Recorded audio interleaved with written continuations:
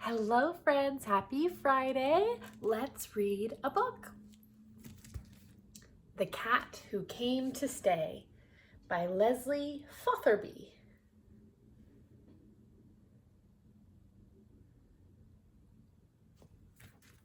Pretty kitty. It's a beautiful illustration. They make it look easy. Aww. This was a gift from my aunt and uncle and my cousins, Uncle Ward and Aunt Paula. The Cat Who Came to Stay, Leslie Fotherby. I'm going to read it this way and then I'll show you the pictures. There's a lot of text in this one. Last spring, a white cat became a regular visitor to our garden. She would climb over the wall sometime after breakfast, settle herself in an empty flower pot, and sleep the day away. In the evening, she would be gone, though whether to return to a comfortable home or to spend an active night hunting for food, we never knew.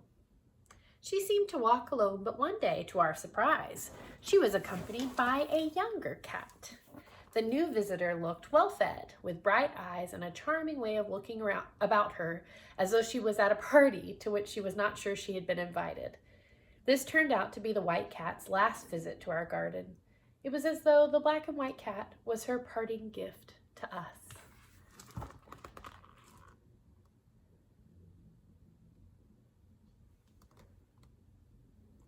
Such pretty pictures. We already had 2 cats, but there could be no doubt we now had a third. We called her Dancer after watching her pirouette gracefully in her white socks chasing her tail. Her dance said, "This is me and this is my world." We made her a home in the potting shed. The house was out of the question with our 2 jealous Burmese there. She was quite happy on some old sacking, watching the spiders weave their webs over the window. Once in a while, she would sweep away all their hard work with an imperious wave of a white-gloved paw. Oh, that's her destroying the cobwebs. Here's her little home. Pretty geranium. Yeah, it looks like a geranium.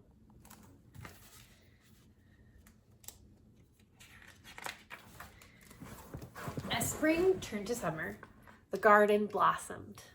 Dancer would stalk imaginary prey through a jungle, green, dark, and below, brilliant with color above. The scent from the flowers made her head spin. Following her own secret paths, she would momentarily lose herself. Then, leaping on a beetle, she would bring crashing down some long-stemmed tulip or angry snapdragon. Occasionally, Max, a cat of about her own age, would be invited to help explore her kingdom.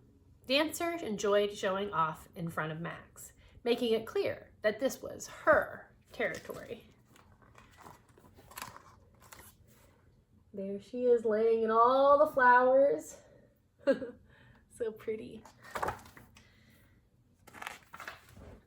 It seemed as though the summer would last forever. Dancer grew bigger and stronger as the days went by. She appeared to enjoy certain exercises, flexing her muscles and improving her hunting technique. Time after time, she jumped over a flower pot twice her size, as though she was trying to prove something. She would lurk behind a screen of plants like a tiger before reaching for a butterfly at rest on a petal.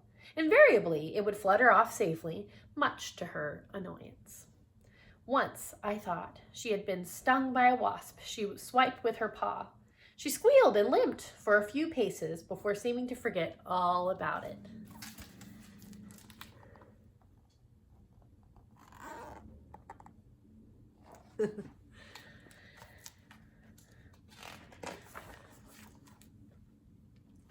Good as she now was at stalking and jumping, Dancer was defeated by the bird table. She would make wild leaps at the birds calmly eating in safety above her. She even tried to climb the pole on which the table was fixed, but seldom got further than halfway before slipping back with comic indignation on her face. Her greatest achievement was to reach the peanut bag, only to find that it tasted disgusting. Only the most timid birds flew off the table when Dancer attacked. The cheeky robin did not even look up from his pecking, and the collared dove just stared down at her. It was almost frustrating to a cat who regarded anything with wings as her natural prey. Oh, wow. Look at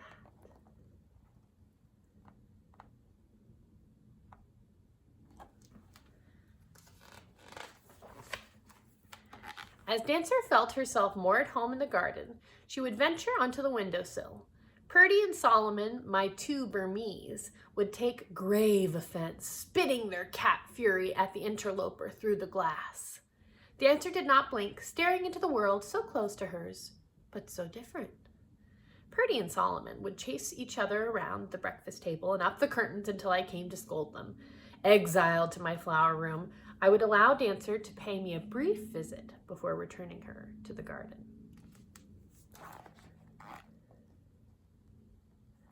Look at those cats making a ruckus.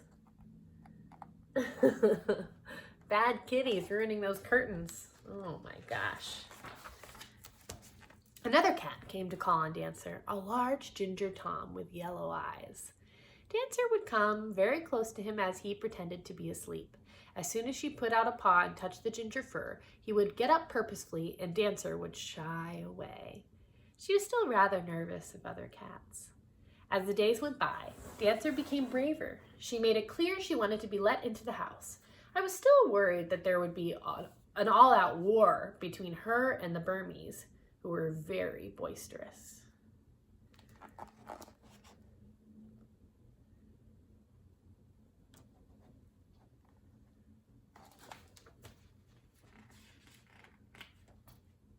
Such pretty pictures. I can't get over it. Even this one that's more simple watercolor, that's so pretty. One day while we were out shopping, taking Purdy and Solomon with us as they loved going out in the car, Dancer slipped through a half-open window into my garden room off the kitchen. I kept my flowers there after I had cut them in buckets ready to be arranged in vases later. Perhaps this was why she felt so at home there. It was so like the garden. She leaped from shelf to shelf, turning over cans and carpeting the floor in sodden flowers.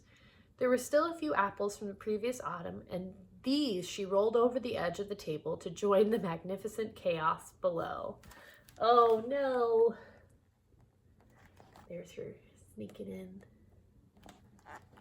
There she is with all the flowers. Wow, gorgeous.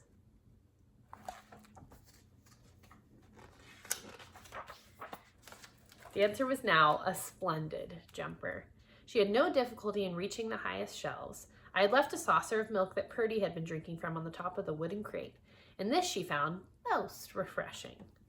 When she was finished in the garden room, she ventured into the kitchen. When she had explored the whole house downstairs, she went up the stairs to the bedroom. There was so much to play with here. The wardrobe was open, and there were dresses hanging up just asking to be climbed. It was a pity about the dressing table having so many jars and tubes on it, or at least they were not on it by the time Dancer was finished. Oh my gosh, Dancer. The counterpane on the bed was patterned with flowers, which made her feel quite at home. She played happily with a couple of butterflies who had also been attracted to this indoor garden. At last, exhausted by her adventure, she curled up on the bed and went to sleep, where we found her on our return. If this is what they mean by a flower bed, she seemed to say, I definitely prefer it to the potting shed. Sound asleep. There she is playing.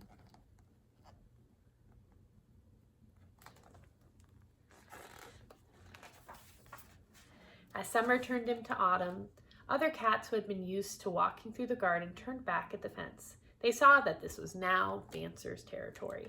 Dancer invented a new game. Perhaps her mother had told her that to catch a falling leaf guaranteed a happy month. The game consisted of keeping very quiet and watching a curling russet ribbon as the wind blew it back and forth. When at last the twig released it to twist and float earthwards, She danced in its wake, snapping and biting. Not a single leaf was caught that way, but the joy of the chase was never tarnished by the inevitable defeat.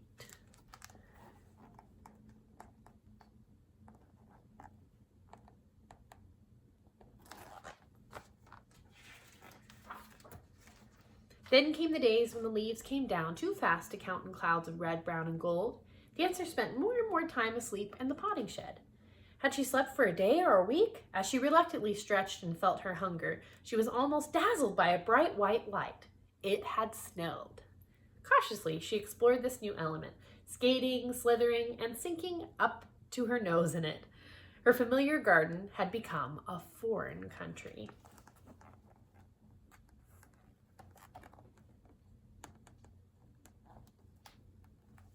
I bet it feels cold on her paws. In the evening, she came scratching at the back door, begging to be let in. She looked wet and dejected when she went back to the potting shed. But when I went out for a short time later, I was relieved to see her and Purdy curled up together on some sacking. Purdy was washing her very thoroughly. I beckoned them into the kitchen and gave Dancer some warm milk while Solomon looked on. Dancer had been accepted into the family. Bath time.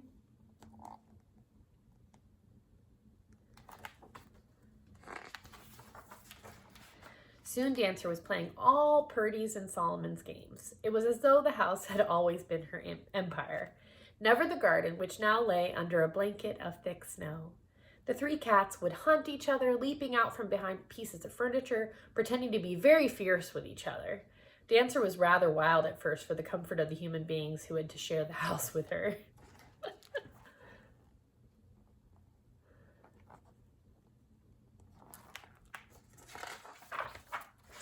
Dancer would frequently lead Purdy and Solomon into trouble.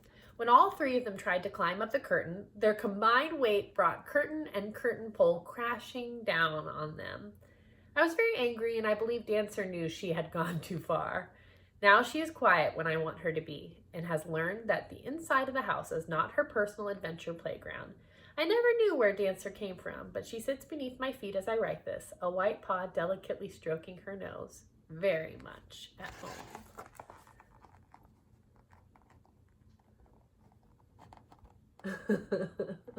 There they are on top of the curtain. Oh my gosh. Bad kitties. The end. Ugh, I love those illustrations.